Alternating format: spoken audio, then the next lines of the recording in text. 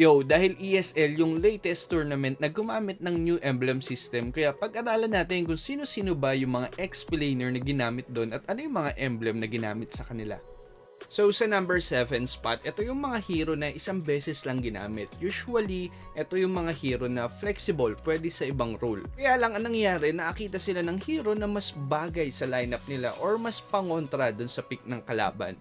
Kaya ang ginawa nila, in-adjust nila yung mga hero to sa XP lane para mapick yung hero yun.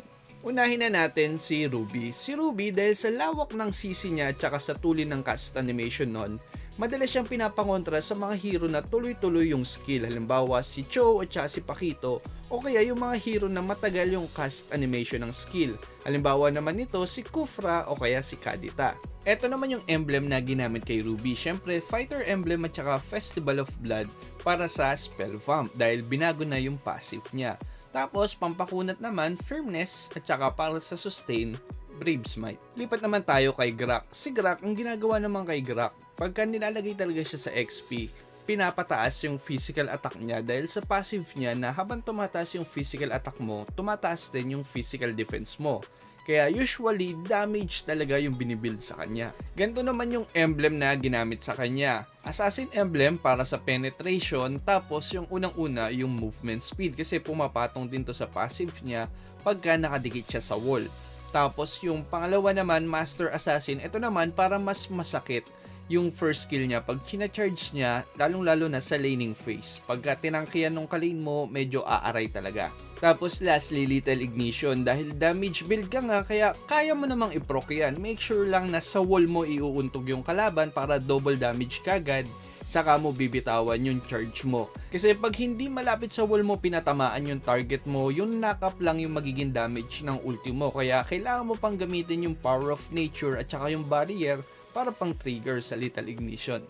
Next naman natin si Esmeralda. Actually si Esmeralda hindi lang siya isang beses lumabas sa ESL. Isang beses lang siya lumabas bilang XP laner. Pero sa ibang lane na ipapaliwanag ko sa mga susunod na video, maraming beses din siyang lumabas.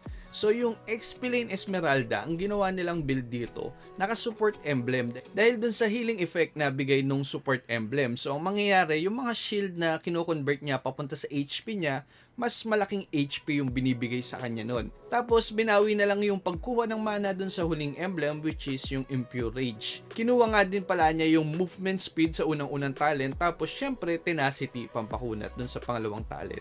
Lipat naman tayo sa top 6 o yung mga hero na 2 beses lang nagamit. So unang-una na dito si Edith. Si Edith, pwede nyo siyang i-consider pagka medyo bitin sa crowd control yung team nyo. Kasi marami siyang crowd control na kayang ibigay. Emblem naman, syempre tank emblem. Kasi si Edith, pagka tumataas yung physical at yung magic defense niya, mas tumataas yung magic power na nakukuha niya pagka nag-ulti siya. Kaya kung makikita nyo sa buong emblem set din, ganun din yung ginawa nila dito. Firmness kasi nagpapataas to ng physical def at saka magic def, same sa tenacity. Tapos yung dulo, kumuha na lang sila ng sustain which is Brave Smite.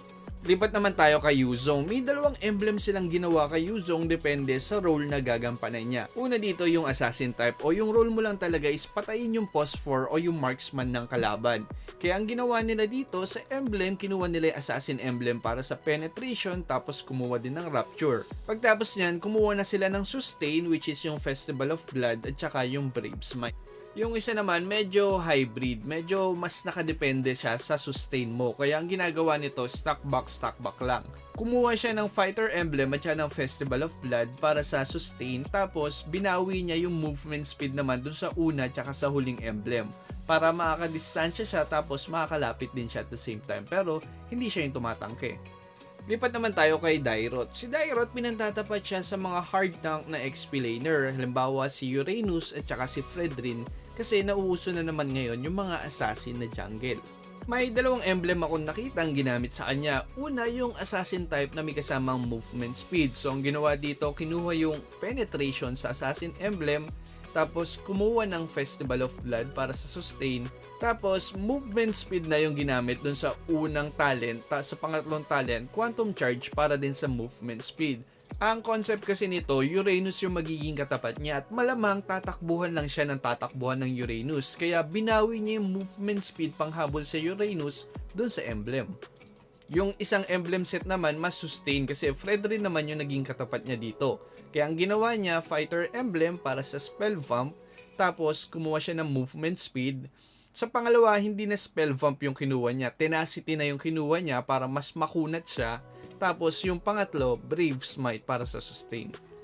Eto nga pala yung raffle natin for today.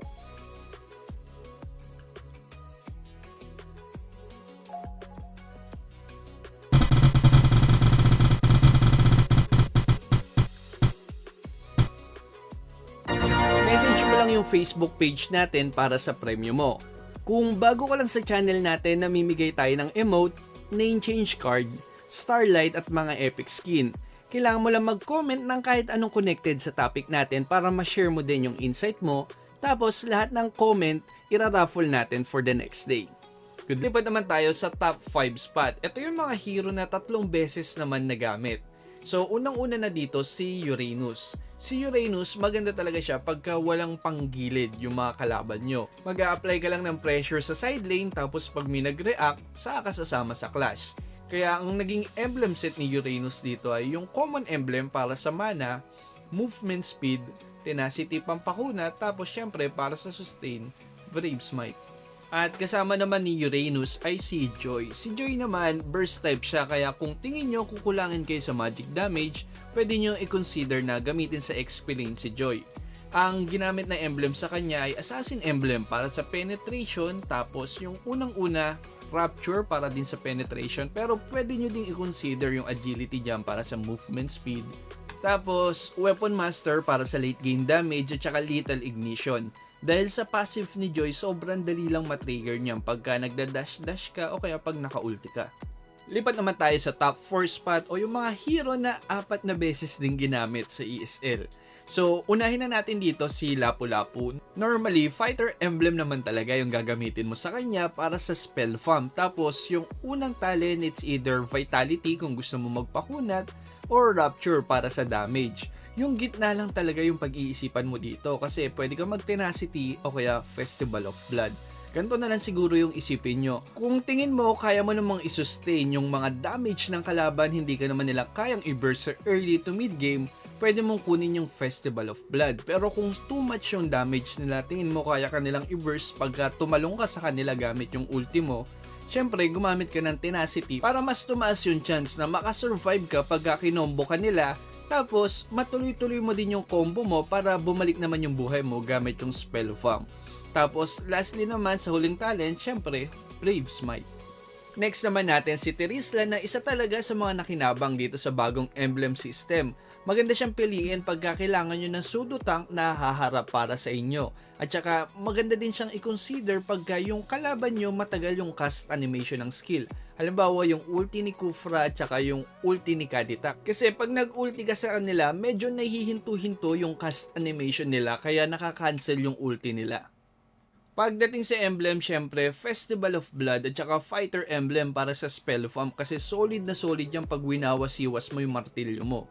Tapos yung unang talent naman, movement speed kasi may kabagalan talaga maglakad si Terizla.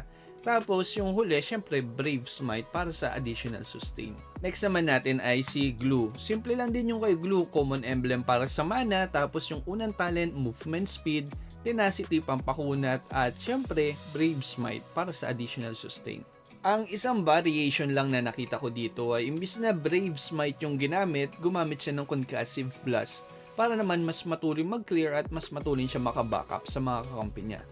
Lipat naman tayo dun sa top 3 natin, which is si Pakito. Si Pakito medyo maraming emblem combination akong nakita sa kanya kasi depende sa playstyle na gagawin mo sa kanya. Unang-una na dito yung parang assassin na Pakito o damage type na Pakito. Ang ginawa dito, gumamit ng assassin emblem para syempre sa penetration, rapture para ulit sa penetration, Festival of Blood naman para sa sustain, at saka Lethal Ignition para sa additional damage pagka kumombo ka. Yung isang emblem naman, sustain movement speed, parang yung kay Yusung lang din kanina.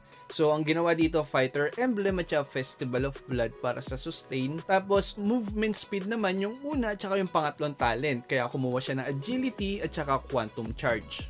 Tapos, yung kay Edward naman na medyo pseudo tank o full sustain type. Ang ginawa niya dito, Fighter Emblem para sa Spell Vamp, tapos ang interesting dito, gumamit siya ng cooldown dun sa unang-unang talent. Yung pangalawang talent, Tenacity, pampakuna, tapos yung pangatlo, Brave Smite ulit para sa sustain. Lipat naman tayo sa top 2 sa ating listahan, si Arlott. So may dalawang build sa kanya. Una, yung Pseudo Tank build. Sa Pseudo Tank build, dahil HP base, yung HP restore na bigay ng second skill ni Arlott, kaya Tank Emblem yung gagamitin natin sa kanya para sa plus 500 na HP. Tapos, binawi na lang yung defense at saka magic defense dun sa una at saka pangalawang talent. Kaya kumuha sila ng firmness at saka tenacity. Tapos, Brave Smite naman para dun sa huling-huling talent para sa sustain. Yung pangalawang build naman sa kanya, ito medyo mas offensive o mas initiator na build. Ang ginawa sa kanya, Tank Emblem pa rin, pero dun sa unang-unang talent, Rapture na yung kinuha. Tapos sa pangalawa, kumuha ng Pull Yourself Together para mas mabawasan yung cooldown ng Flicker. Mas madali ka makakapag-initiate. Tapos yung huli, syempre, Brave Smite pa rin para sa sustain. At lastly, ang number 1 XP laner dun sa naganap na ESL, tignan nyo naman, napakataas na matches, 13 matches, pero ang taas din ng win rate. 76.92% yung win rate niya. Dahil nauuso na naman yung mga damage type na jungler, syempre kailangan nating i-adjust yung XP lane sa tanky para maging balance yung lineup natin. Kaya sino pa ba yung number 1 choice natin dyan? Syempre si Fredrin. Kayang-kaya niyang tumangke, marami siyang crowd control at higit sa lahat, may damage pa siya dahil sa ulti niya.